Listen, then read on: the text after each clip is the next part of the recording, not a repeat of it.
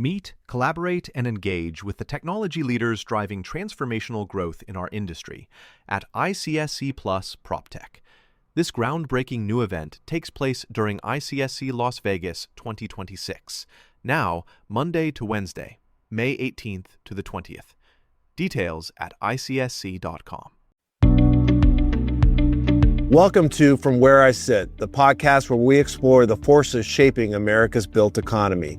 I'm your host, Tom McGee, President and CEO of ICSC. In discussion with prominent leaders and innovators, we cut through the noise to explore the trends and innovations influencing the future of our communities. It's my privilege to welcome today's guest to From Where I Sit. David Bramble is co-founder and managing partner of MCB Real Estate, a Baltimore-based firm behind some of the most ambitious mixed-use, retail, and urban development projects on the East Coast. David has been a driving force in reimagining downtown Baltimore, including the high-profile redevelopment of the city's iconic Harborplace and landmark projects like Yard 56 mixed-use campus in East Baltimore. A corporate and real estate attorney by training, David has spent more than 20 years in real estate investment, sourcing, and capitalizing transactions and overseeing complex projects that aim to both deliver strong returns and strengthen communities. He's also the chairman of Lendistry, a fintech-enabled commercial lending company that has provided billions of dollars in capital to hundreds of thousands of small businesses in underserved communities across the country. David is a graduate of Princeton University and the University of Pennsylvania Law School, and he gives back through service on numerous boards, including Johns Hopkins Bayview Medical Center, the Ronald McDonald House, and the Penn Institute for Urban Research, among others. He's widely seen as a visionary community builder who understands the power of real estate to transform not just properties, but entire neighborhoods and cities. David, welcome to the show. Oh, thank you so much for having me, Tom. It's a pleasure to have this opportunity to speak to you, David. And you have become very much synonymous with the city of your childhood, your hometown where you currently and continue to live, Baltimore. And so let's start there. You have done so much for the city of Baltimore. You've done a lot in regards to investment in different real estate and different projects. And I mentioned some of them in the introduction. But let's just talk first about your personal connection to the city of Baltimore. What is it about Baltimore that is so special to you? Sure, it's funny you say that. I've done a lot for Baltimore. I don't know about that, but I do know that Baltimore's done a lot for me. I love this town. It's really what I would say, a small town with a big city attitude, a lot to give, a true underdog, and a massive diamond in the rough. And I grown up here, lived here basically my whole life, actually live in the house I grew up in. The city's given a lot to me, always been very supportive, and I feel lucky to be a son of Baltimore. You are a son of Baltimore, and Baltimore is a great city that has been through a lot, as many large industrial cities that went through transformation did. And you're being modest. You have done a lot for Baltimore, but I'm sure your fellow Baltimore citizens are happy to hear you say that it's done a lot for you too. And you said you grew up in Baltimore. You live in the house you grew up in. Your parents were very active in the Baltimore community as well. My understanding is correct. Your father was a rector of the local Episcopalian church there, and your mother was the founder of the Baltimore Times, or maybe together they founded the Baltimore Times. Is that correct? Wow, you really have done your research. Yes. My parents are pillars in my life, and they started a small newspaper on the kitchen table. And then that became sort of the small business that, put me and my sister through college, and we both went to law school and gave us a lot of opportunity. But yeah, and my parents owned grocery stores and did all kinds of entrepreneurial stuff. There's a famous article that my dad has someplace where they called him the entrepreneurial priest because he was trying to put together sort of business opportunities in the community. I mean, going back, this is going back 40, 50 years, which is a sight to see for sure. You had two great role models, and I'm sure they were quite proud of you in the road that you lived in life. Let's talk a little bit about now the role of real estate development in re-energizing, reinvigorating a community like Baltimore.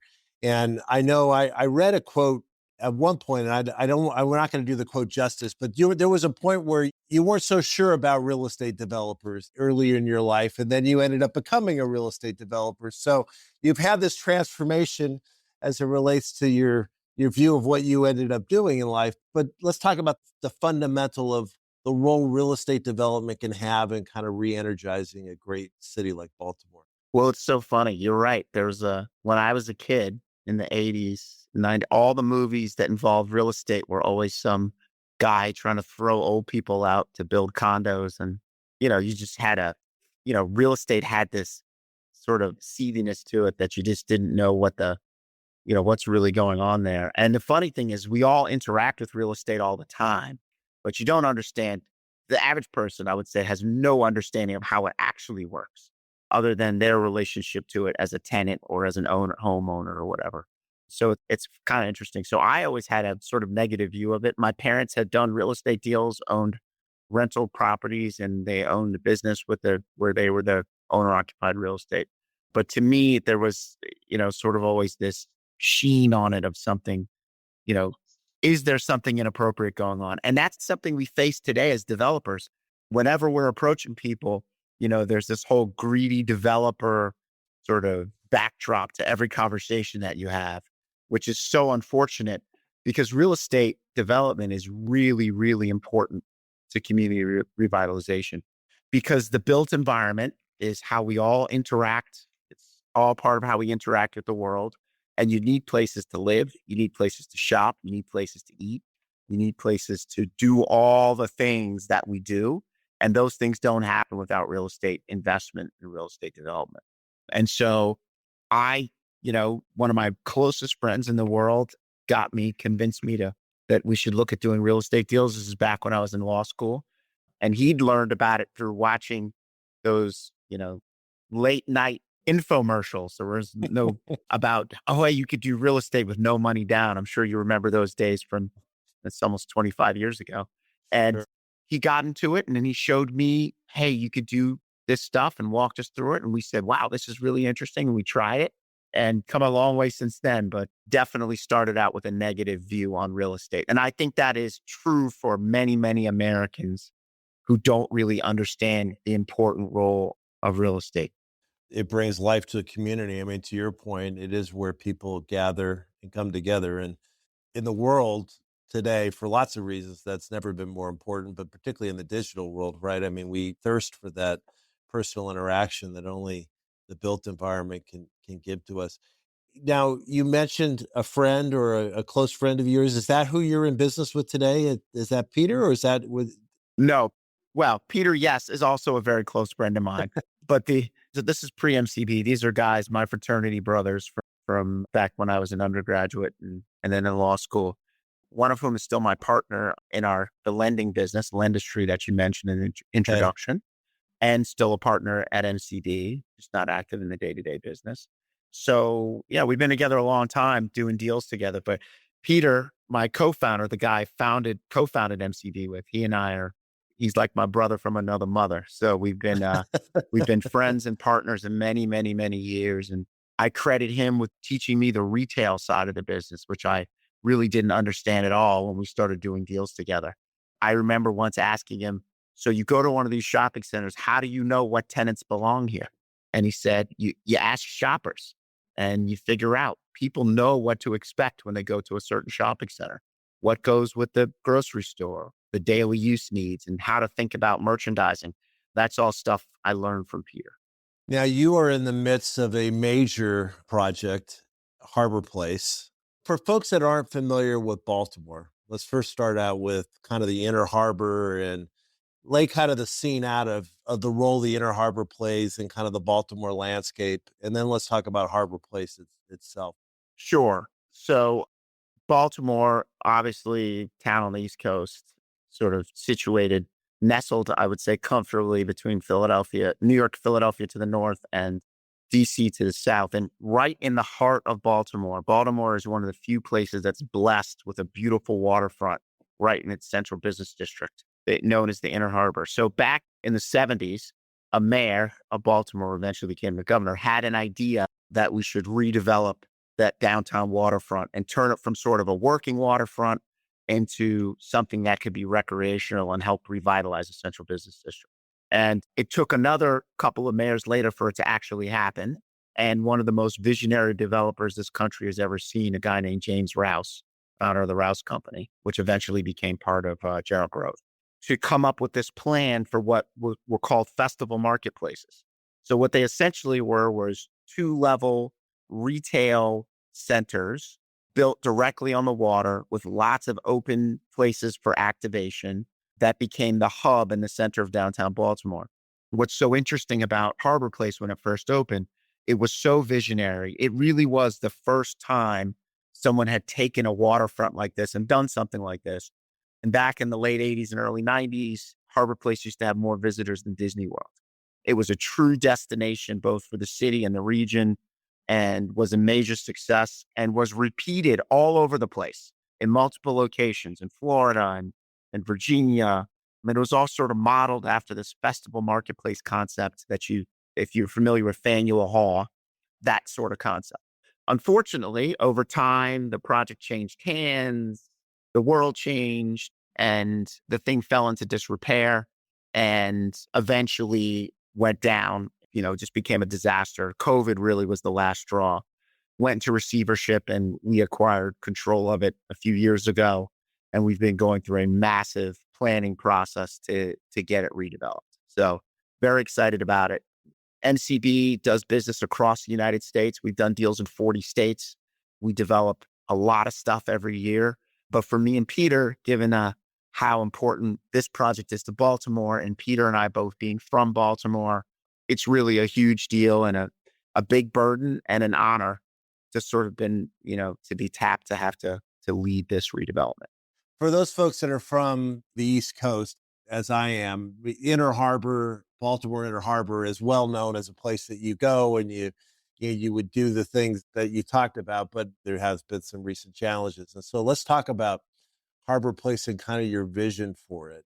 Look out into the future. Is it your goal to kind of replicate what you grew up with in the Inner Harbor, or to build something different and new?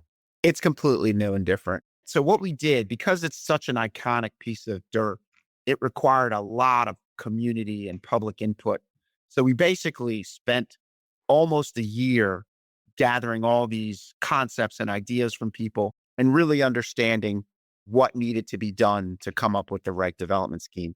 Now, if you just listen to communities and community engagement and you build with just what you hear in the community engagement, a friend said to me the other day, you'd end up with a public library on top of bull riding and a senior housing project. And so it's our job not just to regurgitate what the community said, but to sort of incorporate that with, what's practical and executable. Sure. So what we're talking about is completely reimagining downtown Baltimore. So that would include taking down those old pavilions and coming back with a mixed use project that includes multifamily, retail, office, and a lot of park space. That's kind of the idea, is like reimagining the center of downtown Baltimore. Downtown Baltimore, like so many other downtowns post-COVID, has suffered from sort of the sea change, work from home. Okay, now we're coming back, but are we coming back to older product, or are we looking for newer, sort of sexier kind of product? And how to think about downtown Baltimore is sort of what we've been charged with, and not by ourselves. I mean, there's an entire community of leaders in the public sector and private sector who are really focused on the completely reimagining downtown. And I will say this to you about Baltimore in particular. I think ever since The Wire, which I'm sure you've seen or heard of at least, Baltimore's gotten a really, really bad rap. And not all of it unearned, right? This is a city where they're, at a time, not today, but there was a time it was a very violent city, but it was also a really cool city with lots of cool things about it. But of course, you get a really good HBO show and boom, that's who you are. And that reputation has plagued Baltimore for years. But as we go around as MCB and we're investing and doing deals all over the place, what we've realized is that Baltimore is one of the best opportunities on the East Coast. And this is how I think about it, right? Real estate 101 is you buy the worst house on the best block, right? In this instance, Baltimore is the worst house, or really, I would say the cheapest house on a mega block that goes from Washington, D.C., all the way up to New York, potentially Boston, one of the most productive economic corridors in the world. If you ever heard me speak, you'll hear me talk about this. It really is an amazing opportunity, right? Because it's so small, right? It's a small area. There's lots of cheap real estate. You have waterfront. You have world-class institutions right in the city, Hopkins, Maryland, Mercy, other institutions. You have a port, which drives huge demand right there in the city. You've got immediate access to rail right downtown, as well as airports. It's basically got everything any city could want to build a comeback off of.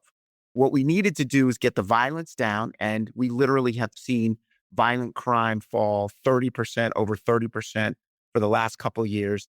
The folks in control and power here have really made that the hallmark of what they wanted to do. And now we are poised for an amazing economic comeback. And I'll just throw one more statistic out for you, which I think is really important. There's only 580,000 people roughly in the city limits of Baltimore, right? And some of those people are old and some are children and some are economically disadvantaged. Yet the GDP coming out of Baltimore is over $60 billion. That's really what you need to know. There's lots of room for economic growth in this town, and it's time we took advantage of it. And I'm hoping others come to make investments and try to take advantage of it too. Well, I love the way that you kind of described it. I mean, it's location, location, location, right? I mean, it's really the oldest lesson in real estate. And yeah, that whole I-95 corridor, I mean, Baltimore's right in the heart of it all. When you're trying to help lead big change and redevelopment in a city like Baltimore and doing something as large as what you're trying to do at Harborplace, you mentioned community engagement, engaging the community, just having them buy into and support what your vision is. It's the key to success. How did you go about, engaging the community as part of this? Well, this, I will tell you, is a community engagement process, the likes of which I hope to never do again in my life. I mean, we had big meetings, small meetings. We did this thing where you could come and have dinner with me. We had to, it was crazy. We even had, this isn't a video, but if I'd love to show it, they had signs on the sides of a city buses where it would literally say, come talk to us about the plan. I don't know a developer on earth that would literally put signs on buses saying, come fight with me about traffic and everything else. And what's interesting is, we do a lot of development. And normally in a development process, I have a plan in mind. I draw it, I figure it all out.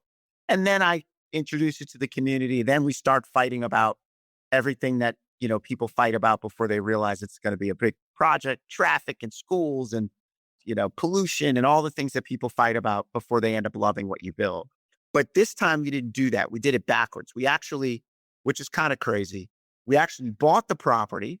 Then we went to the community engagement process. And then once that was done, then we started to draw drawings. And that is only because of the nature of this project. And it's so important. It really is the heartbeat of our city. So we wanted people to feel really bought in to what we were doing and get excited about it. And I say this all the time. We'll build with it. If we can raise the capital, I'll build anything, right? But it won't make it. It won't survive. It can't be successful unless people love it and they use it. And so that's one of the major points you're trying to accomplish with community engagement. It's clear listening to you talk and the level of time that you put into making sure that you did engage the community. This is more than a real estate project to you. This is a real labor of love. I mean, this is a part of who you are as a son of Baltimore, and your partner, Peter, also being a son of Baltimore. I can tell that this is beyond just building a great real estate project. Only a lunatic, Tom, would take on something like this. You can put me in that category. Now, what's so interesting is I'll mention this project was so important to the city. It actually was on the referendum. It was on the ballot that had to get approved what our development plans were. And so it is a huge heavy lift. And the crazy part is that's just the beginning. There's still a huge amount of it's a public-private deal. So there's a lot of public capital that has to be raised. There's private capital. It's a ton of work. But honestly, as I've said 1,000 times, Peter and I need this deal like we need holes in our heads, but there really wasn't anybody with the scale and ambition to take it on that was willing to do the work. Then we did it. So still a long way to go, a lot of work to do, and many things that could go wrong or could go right, but we are very excited about it. And we have major support from all the way from the state house, all the way through city government. We're very excited about it. What's the timeline when you envision being able to have an official opening or launch? Well, we just got our site plan approval a few months ago.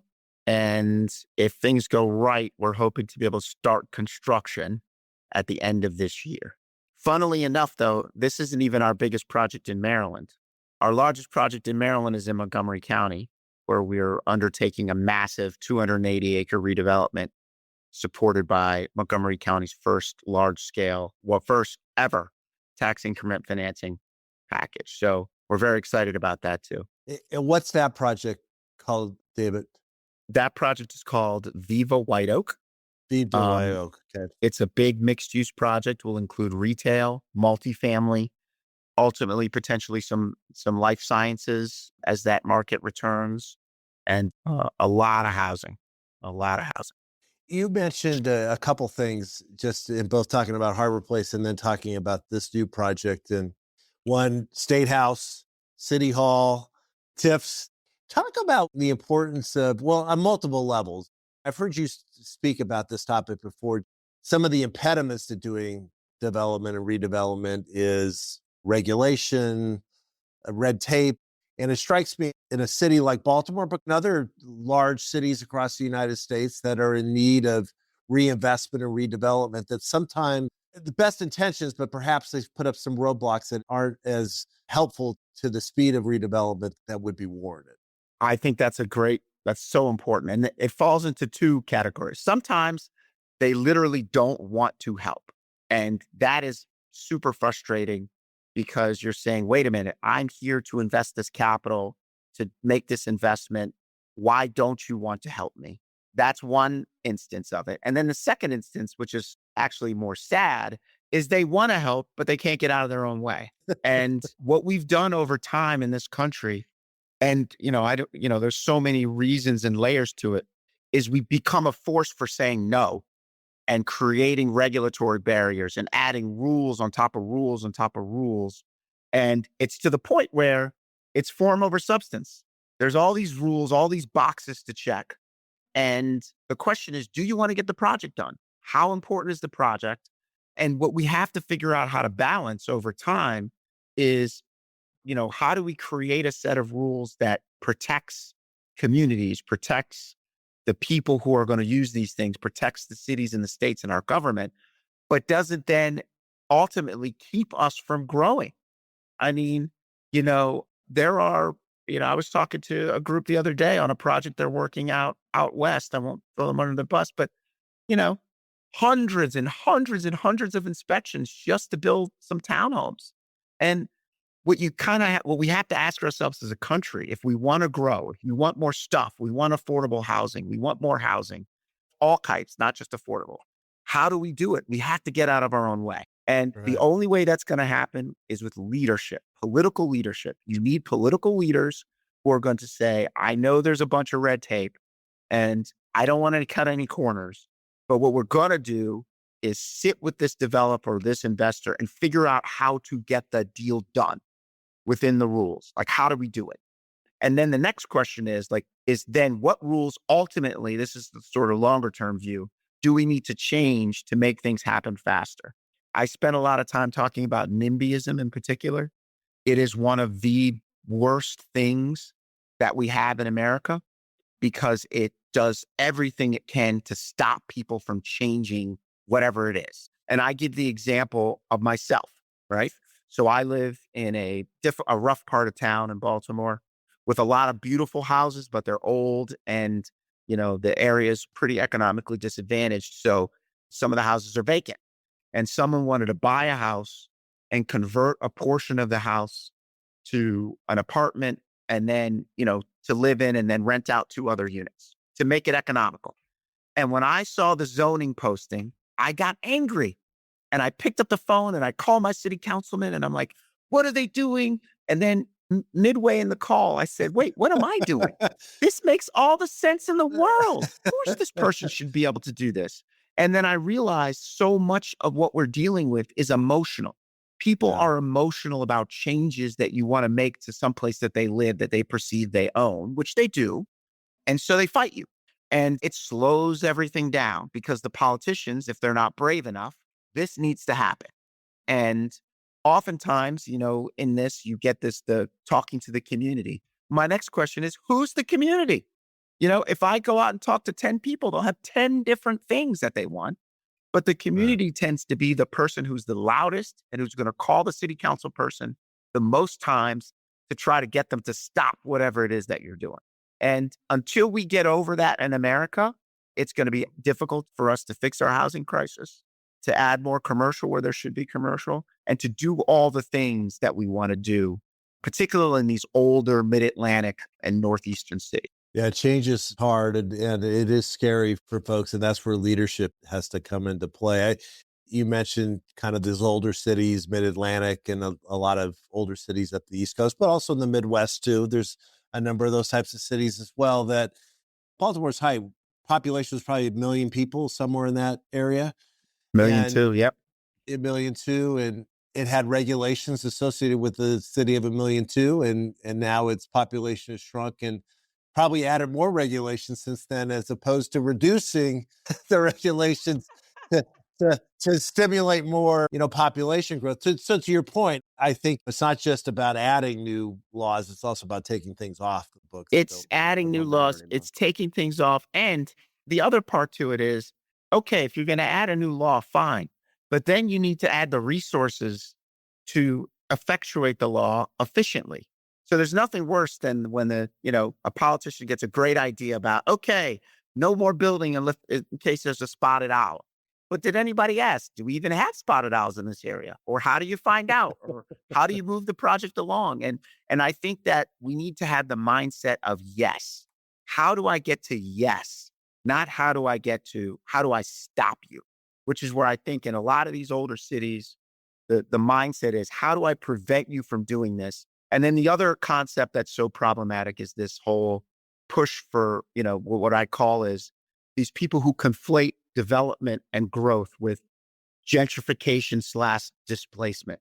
It's such a ridiculous argument in distressed communities that, quite frankly, need more income to be successful. The question Mm. is not, are you going to gentrify the neighborhood? Because you do need, if you want a better neighborhood, you need more people with income. The question is, are the people who live there going to benefit? It's not whether wealthy people come. Who cares if wealthy people come? That's great. The question is do other people get to benefit from, the growth and change in those Sure. markets? And the problem is, as soon as you propose a development, and, we develop it in wealthy areas and in disadvantaged areas, you get into this ridiculous debate about gentrification. And it drives me insane because, look, it's hard as heck to do deals anywhere, right? If you go into a distressed neighborhood, it's only harder. So the last thing we want to do is chase capital away. We want to invite capital, but we want that capital to have a conversation with the neighborhood, with the communities, to understand what they need and try to make it so that those communities are benefiting from that capital infusion, not just seeing their property taken away by others. So I think there's a hard conversation to be had in America about how we do this, or we won't see growth and development in the places where we need them most. I think I've heard you use the term double bottom line before, where it's rate of return, but also community benefit, right? And if you can grow, you grow the pie for everyone. That's to everybody's best interest. David, you have a broad perspective around real estate in general. We talked a lot about Baltimore, but you do transactions and operate, I think, in something like 30 states or somewhere close to that, and across sectors, retail, multifamily, industrial. Given the scope of your view of real estate and geography, your perspective on the state of commercial real estate today. So yeah, I mean, I think I heard today we're in 40 states. So we're pretty Okay, 40. We're I pretty up. shortchanged you 10 states. Sorry about that. Shortchanged me. Yeah, yeah. But I actually didn't. I had to ask that earlier today. In terms of asset classes, the retail, multi-industrial, and we also have a healthcare division. So those are sort of our primary buckets. And we invest across the risk spectrum. So it's everything from sort of core plus stuff all the way through heavy lifts, opportunistic deals like what we just described, including ground up development, which is obviously one of the riskiest investment strategies of all. What's interesting is what we're seeing is that a real resurgence in retail, right? For years, even though MCB's portfolio was roughly almost always 30 to 40% ish retail, retail was a persona non grata. It was very difficult to get investors to be interested in retail, to get folks to focus on retail opportunities, even to find young people who are interested in coming into the retail side of the business. Either on asset management, leasing, acquisitions, whatever it was, retail has really atrophied. But now what we see is a huge resurgence in retail. Retail seems to be what everybody wants. When I go meet with my investors and asset managers and pension clients and so forth, they all say, yeah, yeah, yeah, nice industrial. I've done enough industrial deals. Where are the retail opportunities? Which is shocking to me because I remember when you said retail and all you got was a dial tone. So we're feeling really good about retail, particularly grocery anchored retail. We also see opportunities in power and strip as well. On the multifamily side, it's challenging. It's a challenging market. There's a lot of, it's difficult to get deals done in that space. That bid ask spread continues to be a pretty big challenge. And on the industrial side, we've got to see some of the supply get soaked up, I think, before we start to see the kind of growth we were seeing, over the last decade. In a funny way, I laugh because there was a time when you could not raise institutional capital for industrial. And when we went to do industrial deals, they laughed us out of the room. Then it changed to multifamily retail. So it's such a weird, you know, understanding how capital flows and what's going to sort of be the darling asset class of the next cycle is always an interesting exercise. Thank you for that. You and I, before the podcast, we're talking a little bit of just kind of the challenges of doing ground up development now and the costs associated with that. There's a lot of demand for retail. There's not a lot of supply of new retail coming on the market. I don't see that changing in a broad way anytime soon. I mean, just the cost of development, the cost of labor. I just can't imagine there being a development boom coming in the US anytime soon around retail. Do you see it differently? No, I think you're 100% right. As I was saying, is we've actually delivered a new grocery anchored shopping center almost every year for the past several years, but every one of them has a story. There was a subsidy attached to it. There was a sale of land to a home builder or some sort of special financing. The math just doesn't work, right? As we just talked about, you can't afford, not all the time, but almost all the time, a deal doesn't work. The ground up development is just too expensive. You need huge rents, which the retailers sometimes can't afford to pay, and attracting both the capital and the tenants to a deal that makes any sense is virtually impossible. So I don't see a boom. And then you add on top of it what we just talked about, the regulatory environment. Earlier today, I was at a ribbon cutting for a grocery anchored shopping center we just delivered in Maryland, and it was 5 years, 5 years, 6 years. We just finished another one, 10 years from when we bought the property to when we could get our first rent check because of the regulatory environment, the capital environment, the expense of building these things. So I don't see a development boom, but I do see a huge amount of capital flow coming into existing retail assets, which is going to drive values. But I don't see the development boom happening. Yeah, and I think the demand for retail by retailers space has never been higher either because retailers have learned to use their stores for multiple purposes outside of just traditional shopping. I want to just transition a little bit to another passion of yours, and that's small business lending, fintech enabled company. I know you've through it have provided hundreds of small business owners with capital. Talk a little bit about that. There's a little bit of a through line there between some of the things you do at MCB and what you're doing there in regards to serving underserved communities as well. Yeah, 100%. And thanks for bringing that up. So, small business is huge, right? I mentioned that that's what paid for my parents being able to start a small business, is what paid for, basically four Ivy League educations in my household, right? Between my sister and me. And people underestimate the value of small business investing and building equity. So, you asked me about my house. So that house that I grew up in, I actually bought it from my parents. And then they took the proceeds they got from that sale and they gave it back to me. And that was my initial investment capital to do deals, right? And that was because they built that equity in the house. And it's one of the great, awesome things about America is the ability, my parents are immigrants, to come here with nothing, to get a really good education, and then be able to have a house which you could put up for equity that could then be turned around and invested in other things. I mean, it's huge. And the small business thing grows out of that. So my partner Everett, who started that company, had a vision because all the small banks are sort of getting consolidated and turning into big banks. And once a bank is big, if you need a small business loan, there's only two ways to qualify. If you have a great credit score and you can qualify for a credit card, they'll give you a loan. But if you need $1 million, good luck, right? At a big bank, they can't afford to do the work to lend you $1 million.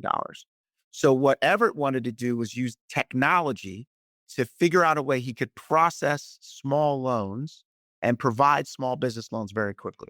So we started that business in 2015. Everett and myself and one other guy, we made a loan to a carpet company for $15,000. We each put in $5,000. As of today, I think he's done about 10 billion in loans and grants. And Wow. it's all tech enabled. The technology is amazing. These whiz kids he's got working for him, they run circles around me. I sometimes have trouble getting into my email. All the underwriting, kind of underwriting evaluation, all tech enabled. It Wow. is unbelievable what they're able to do with the tech and what it's doing in terms of democratizing access. Yeah. Most recently, Visa just put $100 million into Lendistry specifically to advance its small business lending, its strategies. And, Everett's raised billions and invested billions in small businesses all over the country. So really, it's really important because today's small business is tomorrow's medium business, and it may never get to a big business. But if it creates equity and helps someone do the next thing or helps the next generation do something, that's what America's all about. And Sure. providing access to capital is, one of the key things. And it used to be, you walked down to your local bank, the bank president knew your mom and dad, and he helped you get a deal done. That's gone now for the most part. So you do need platforms like this that are able to quickly aggregate the data, make decisions in a financially efficient way, and then provide capital quickly. So that's the story of Lendistry. And it really is an amazing story. It's a brilliant idea, and your point's well taken. Consolidation in the banking industry, and to your point, I mean, for a variety of reasons, banks are going to get bigger and bigger and bigger, and that's going to put more pressure on kind of community banking, and Lendistry's filling that void. You're also involved in a number of other boards, including Ronald McDonald House and John Hopkins Bayview Medical Center and Urban Research at Penn Institute. What drives you to I mean, you got your cup runneth over with things that you're involved with. How do you keep it all together? I mean, just the number of balls that you're juggling out. We just talked about this major project you're doing at the Inner Harbor in Baltimore that's going to be transformational for the city that you love. But yet you have lots of other projects you're working on, plus all these other things that are outside of real estate. How do you manage your time? It ain't easy, but I will tell you, it's not me. I'm the face of it. Peter and I are the face of it, but we have an amazing team. I mean, that's really what makes all this work. And there's 160 plus people here at MCB operating across our platforms, including our development platform, really seasoned executives and teammates here that allow us to execute. It's not, if you think that I am going through the technical review of every site plan on all the projects we have, you'd be sorely mistaken. we rely on one of the best teams in the business to execute these projects. And what I would say is the reason we get these people is because of the breadth of what we do. If you come here and you work at MCB, you have the chance to see all kinds of things, from the simplest things like, building a Starbucks, to the most complex things like massive land use redevelopment that we do, and projects that we deliver. We delivered $500 million of new projects in 2025, and we have a huge amount to start at the end of 2026. So a lot more deliveries coming in 28, 29, and 30. And that's what people get excited about, is seeing it all coming together. And this group of executives and leadership that we have is what really makes it all work. I wish it was all me, but it's not. And it gives me great satisfaction to see the team that we built here, how conscientious they are, how excellent they are, how much they reflect the integrity that Peter and I want to see in how we conduct business. It's actually kind of cool. Kudos to my team, because they allow me to serve on a bunch of boards and talk about a bunch of stuff while people are in the trenches getting site plans approved, getting leases signed, and getting deals closed. Well, it does take a team for sure. And it sounds like you got a wonderful team, but it also takes leadership. So congratulations to you. And it also takes vision. You have a vision for a city that you love in Baltimore that you're leaning into and trying to make it better and lead it into the next century. So thank you for that. Before we close, any final comments? Any of the topics we talked about? No, I just want to thank you for having me. I think this is great. And I got to tell you, I'm glad ICSC is doing this. There is a real resurgence in retail. And I think it's incumbent upon us to really be focused on and finding that next generation of leaders in the retail field across all the different pieces that touch retail, because there is a gap. A lot of people got out of retail. We need to spend time focusing on getting people up to speed on what is honestly one of the most complicated asset classes there is. When I love industrial, it's one of my favorite asset classes, particularly because you don't face the basis creep you face in something like retail. But nothing's as fun as putting together the pieces of an amazing merchandising plan and then seeing it built and then seeing how it impacts a community. That is all. And that's one of the benefits of retail. And I'm hoping that we can encourage more people to get involved in retail, get excited about it, and, support the growth and reemergence of our sector. Well, thank you for that. That's a big mission of ICSC, and our ICSC Foundation is heavily focused upon, bringing students into retail, and you've been supportive of that. So thank you for that. And thank you for the commentary around not just what you're doing in Baltimore, but also there's lessons there that can be applied to other American cities around the country that really need to kind of reinvent themselves and re-energize and reinvigorate for the next century, that maybe went through a deindustrialization stage, but now there's another stage that is available to them, and we need leaders like you to lead the charge in other great cities as well. So thank you for that, and thank you for being on today's podcast, and thank you to all of our listeners. Tom, thank you so much for having me and for talking about the stuff that we care so much here about at MCB. Thank you. Please follow and rate this podcast 5 stars on Apple and Spotify, and share it with others that might find it interesting. Thanks for listening.